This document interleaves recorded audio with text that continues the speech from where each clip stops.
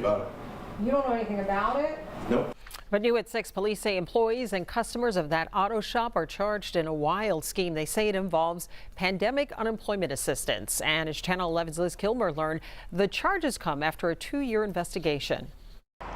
According to this lengthy criminal complaint just filed here in Connellsville, a nearby auto shop found a unique and criminal way to sell cars by signing people up for unemployment assistance benefits that they could then use to make payments. The residents of Fayette County, they should be angry. Angry following the results of a 2-year-long investigation into a Connellsville auto shop, where even some customers are now facing criminal charges for an alleged unemployment scheme. According to state police, Joshua DeWitt, the owner of Red Carpet Auto Sales, and his salesman, Terry Newmeyer, weren't just helping people pick a car, but helping them pay for it by applying for government assistance. In some cases, the funds were used to purchase vehicles at the dealership.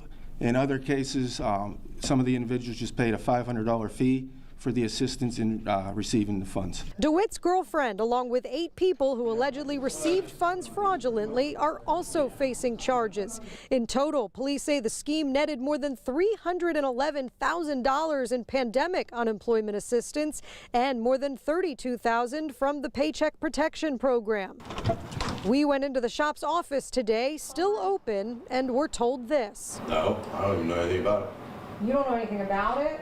Nope. So I don't have a comment though. And police believe there may be more people involved, more potential recipients. If you have any information, you're urged to come forward. Back to you.